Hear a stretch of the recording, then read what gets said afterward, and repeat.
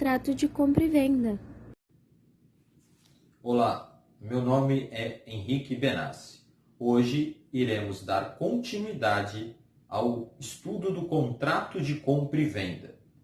Nós vamos analisar hoje acerca da venda ad corpus e venda ad mensura. Previsto, esses institutos aqui estão previstos no artigo 500 do Código Civil de 2002. O que é a venda ad corpus?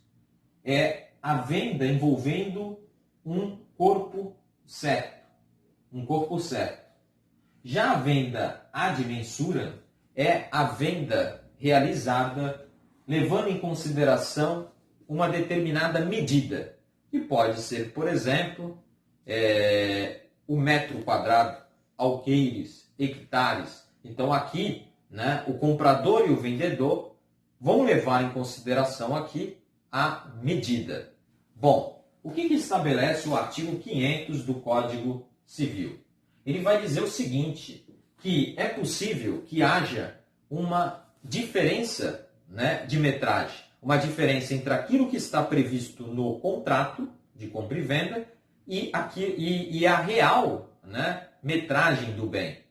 Nesse caso, havendo esta divergência, há uma presunção de que, se a diferença for de até 1/20, ou seja, 5%, nesse caso, a venda é ad corpus.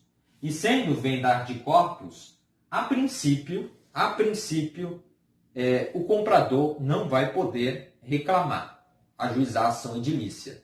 Para que ele ajuize uma ação edilícia, é necessário que ele comprove que se ele soubesse dessa diferença de 5%, dessa pequena diferença, que constitui, que equivale a 1/20, se ele soubesse dessa diferença, ele não teria feito o negócio. Se ele provar isso, aí sim é possível o ajuizamento de ações edilícias.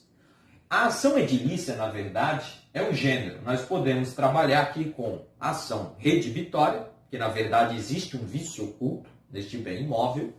Nós podemos trabalhar com a ação quanti minores, que visa o abatimento do valor, ou então nós temos também a chamada ação ex empto. A ação ex empto é a ação de complementação diária. Mas veja, a princípio, se a diferença for de até 5%, ou em outras palavras, 1/20, nesse caso, há uma presunção de que a venda foi ad corpus, por corpo certo. Agora, é possível que a venda seja realizada ad mensura. E aí, então, no próprio contrato vai haver cláusulas especificando isso, fazendo referência à metragem. Nesse caso, se a venda for ad mensura, por medida, e não corresponder à área exata, não houver correspondência da área exata, aí sim o comprador pode se valer dessas ações edilícias. Repito, ação edilícia é um gênero. Aí eu tenho a ação redibitória. A ideia da ação redibitória é de redimir, é de desfazer, é de resolver o contrato de compra e venda, colocando as partes ao estado anterior. Ou seja, o vendedor vai devolver o dinheiro, o comprador devolve o bem. Então, a ideia de desfazimento do negócio jurídico, do contrato de compra e venda. Além da ação redibitória, nós temos a ação quanti minores. A ideia aqui é o quê? É o abatimento proporcional do valor. Então, vai haver um abatimento nesse valor da área. Se a área é menor, logicamente que ele pagou a mais, então, proporcionalmente, ele teria que ser devolvido, teria que devolver ao comprador esse valor que ele pagou a mais. E também temos a ação ex emptu, seria a de complementação da área. Aqui, né, me parece estranho um pouco, porque se você vende o bem, como é que depois você vai complementar a área? Por exemplo, eu vendo a minha casa.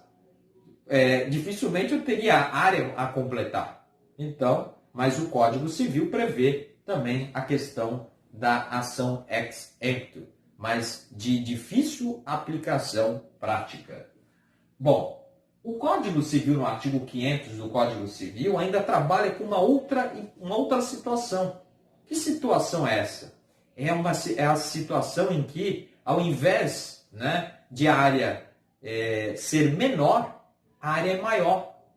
Já imaginou essa situação em que o vendedor vende, né, um bem imóvel e depois verifica que essa área é maior, né, do que aquela prevista no contrato? E aqui nós temos o seguinte: a princípio, o vendedor não pode reclamar essa diferença de área, né, por metragem maior. Não pode reclamar. Por quê? Qual é o motivo de ele não poder reclamar? Bom, o motivo é que, geralmente, né, o dono da coisa sabe das características, das qualidades da coisa, né? Então, o normal é que a pessoa conheça aquilo que tem. Agora, se provar que desconhecia, aí sim pode o vendedor pode exigir, né, a diferença do valor, o valor a mais, né? Ou então pode haver aqui a devolução de parte do bem proporcionalmente. Bom, então com isso nós estudamos a venda de corpos, né, por corpo certo, né, por unidade em que a venda é feita em sua inteireza, e a venda ad mensura por medida. Bom, além disso, esquecemos de trabalhar, aqui ainda no artigo 500, sobre o prazo, né, acerca do prazo para o ajuizamento dessas ações edilícias. Esse prazo é um prazo de 1 ano, e esse prazo de 1 ano é contado do registro ou da emissão na posse. Por que é contado do registro ou da emissão da posse? Porque é possível que o comprador já esteja, né, emitido na posse, já esteja na posse do bem, antes mesmo, né, de realizar o contrato de compra e venda. Vamos imaginar que eu sou o locatário daquele bem, né? Existe uma prévia relação contratual locatícia, e depois eu chego para você, proprietário, locador, e falo assim: você quer me vender o bem? Então, nesse caso, veja, eu não vou contar do registro, eu vou contar da emissão na posse, porque nesse caso eu já estava na posse do bem. Então, esse é o marco inicial para a contagem desse prazo decadencial de 1 ano. Esse prazo é de natureza decadencial por quê? Porque toda vez em que o prazo tiver, o negócio tiver, o prazo tiver natureza desconstitutiva, esse prazo é decadencial. Então, como eu vou resolver o contrato, ou seja, eu vou rescindir esse contrato de compra e venda, desfazer, então ele tem natureza desconstitutiva. Por isso, o prazo é decadencial e não prescricional. Bom, vamos trabalhar agora com as chamadas cláusulas especiais ou cláusulas adjetas. O que vem a ser as cláusulas especiais ou cláusulas adjetas? Por que recebe o nome de cláusulas especiais ou cláusulas adjetas? Porque são cláusulas previstas no contrato de compra e venda que necessariamente devem estar inseridas no corpo do contrato de compra e venda. Em outras palavras, eu não poderia inserir essas cláusulas aqui, eu não poderia inseri-las, né, em um outro documento, em um documento apartado. Necessariamente deve vir acompanhado do contrato de compra e venda essas cláusulas. Por isso que são chamadas de cláusulas adjetas. São chamadas de cláusulas adjetas. E o Código Civil previu todas essas cláusulas, né, justamente porque elas são as cláusulas mais comuns, né, as mais utilizadas na prática. Bom, a primeira cláusula especial ou cláusula adjeta é a chamada retrovenda. A retrovenda está prevista nos artigos 505 ao artigo 508 do Código Civil. Bom, primeira coisa, o que vem a ser essa retrovenda? A retrovenda nada mais é do que uma cláusula prevista no contrato de compra e venda, em que as partes, de acordo com a autonomia privada, né, estipula o seguinte, caso o comprador, que estipula o seguinte, o vendedor tem o direito de recomprar aquele bem, dentro de um prazo máximo de 3 anos. Então, nesse prazo decadencial máximo de 3 anos, o vendedor, né, tem o direito potestativo de comprar do comprador aquele bem que havia vendido. E veja, trata-se de um direito potestativo. E o que vem a ser um direito potestativo?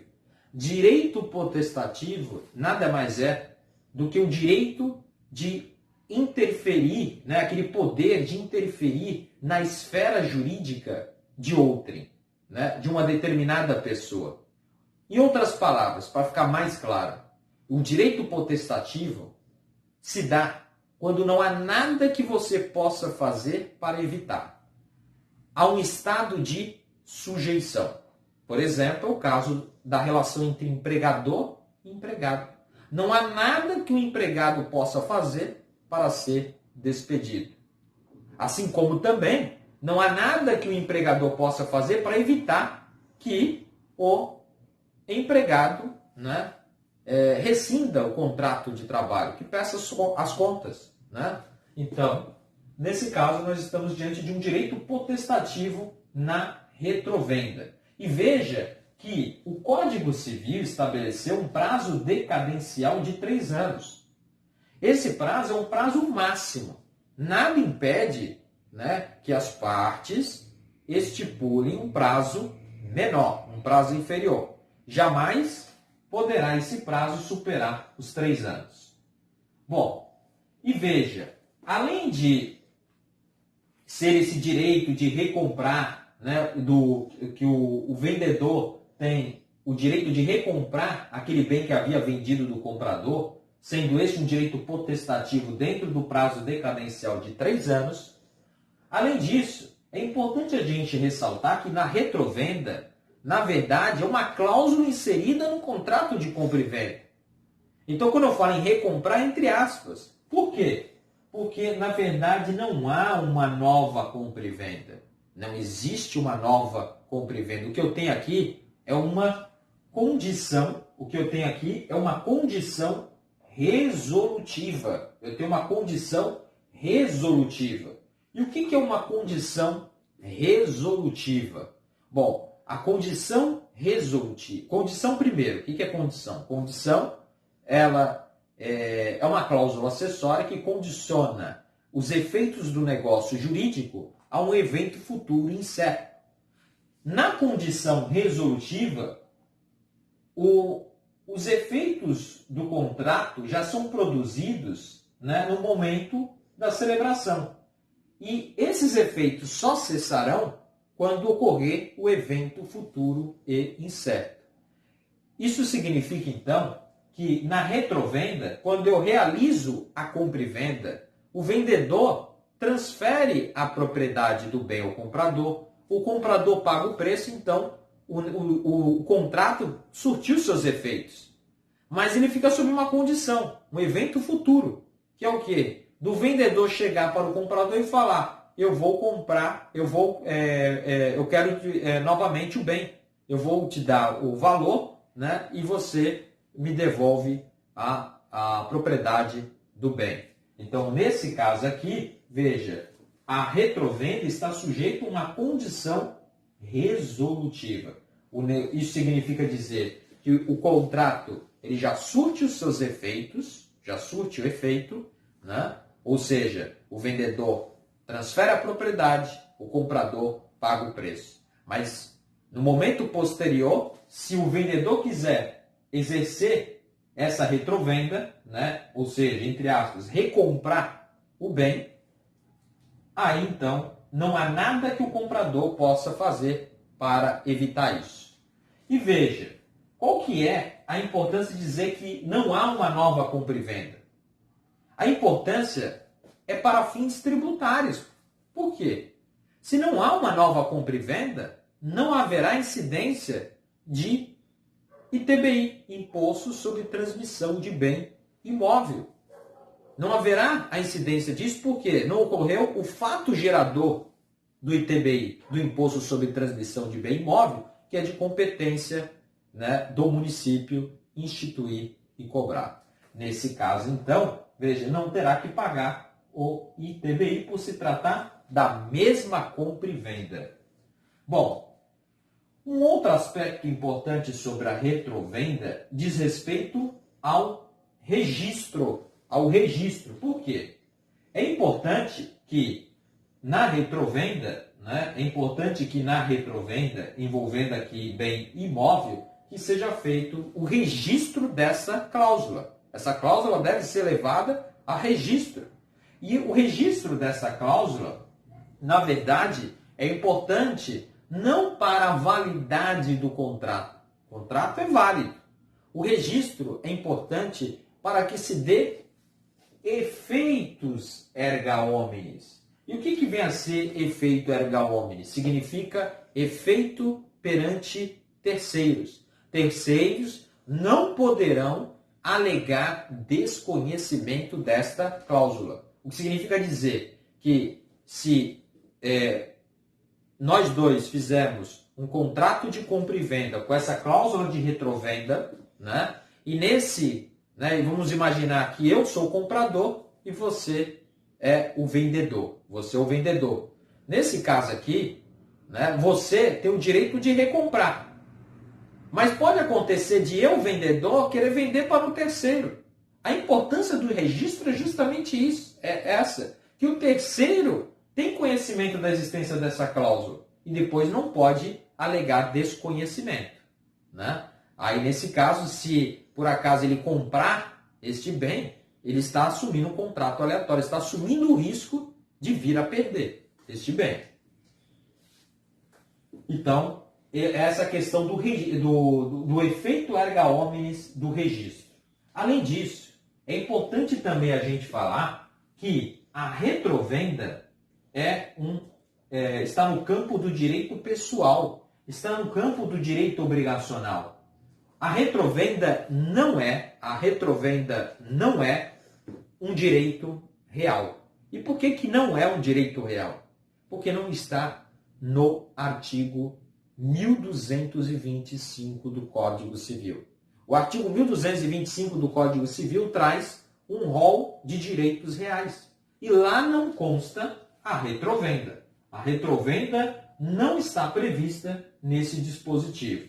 O que evidencia que a retrovenda está no campo obrigacional. Direito obrigacional, direito pessoal. O que é direito obrigacional? No direito obrigacional, a relação que se estabelece é entre pessoa e pessoa. No direito real, a relação envolve, né, pessoa e coisa. Essa é a diferença. Então, aqui é direito obrigacional.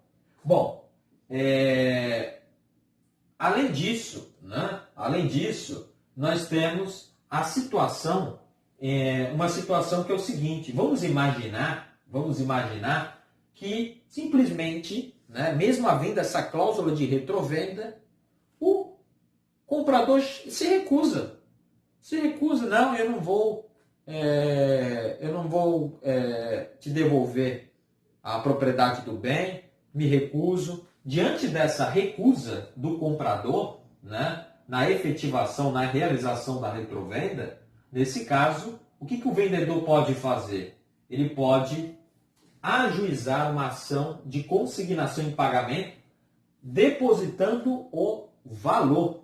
E ao depositar o valor em juízo, né, o juiz dará uma ordem judicial para o quê? Para a emissão na posse do bem ao vendedor. Logicamente que ele vai ter que ressarcir o vendedor, vai ter que devolver. E vai ter que devolver o quê? Primeiro, vai ter que devolver, né, segundo o valor do negócio. Por exemplo, se na época, né, eu paguei 100 mil reais no bem imóvel, se eu paguei 100 mil reais, ao exercer a retrovenda daqui 2 anos, eu só vou pagar o quê? Os 100 mil reais.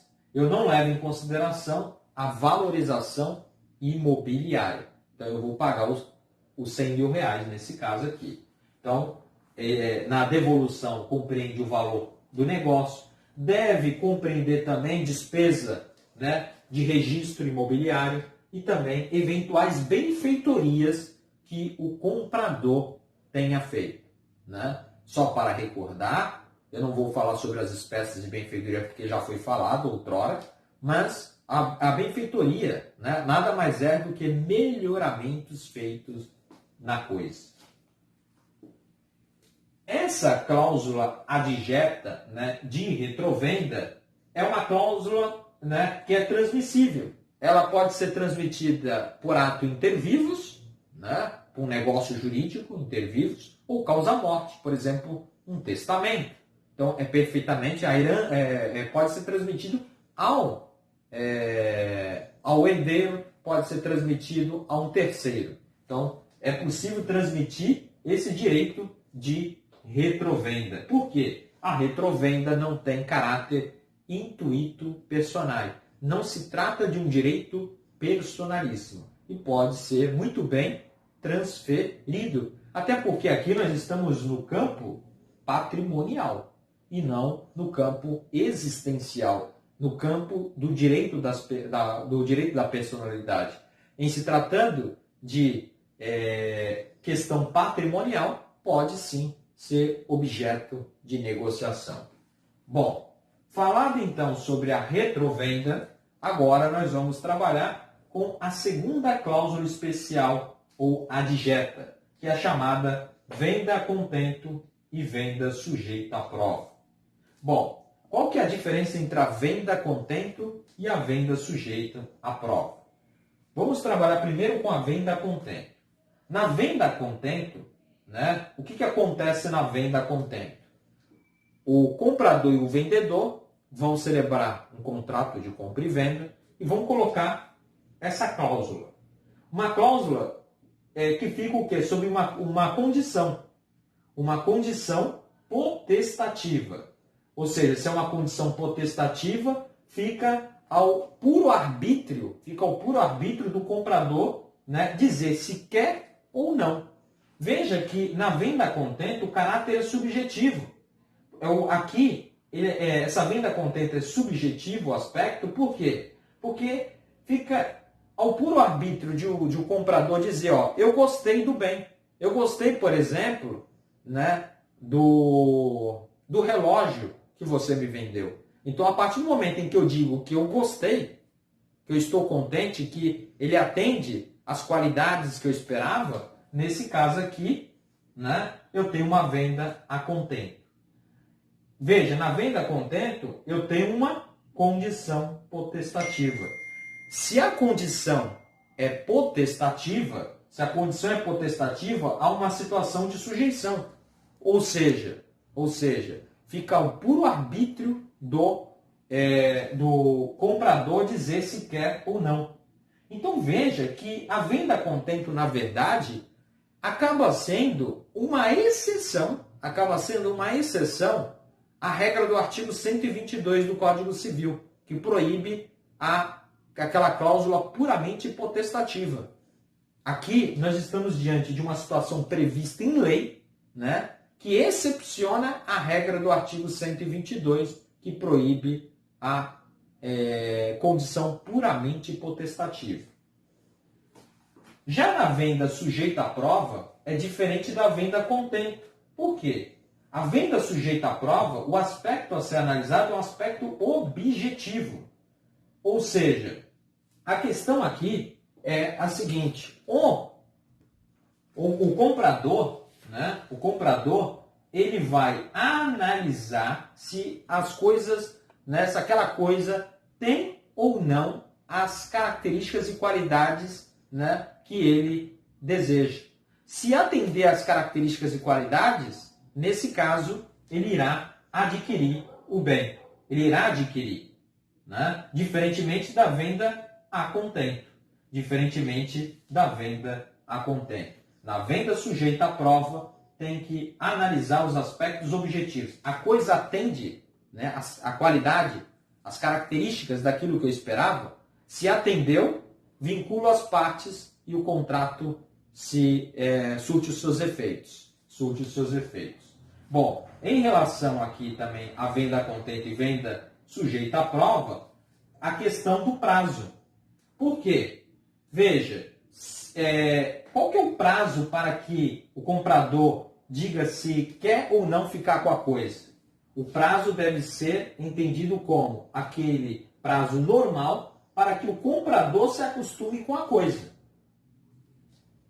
Bom, eu vou dar uma parada aqui. O próximo bloco nós daremos continuidade às cláusulas especiais, às cláusulas adjetas, trabalhando com direito de preferência, preempção. Até logo.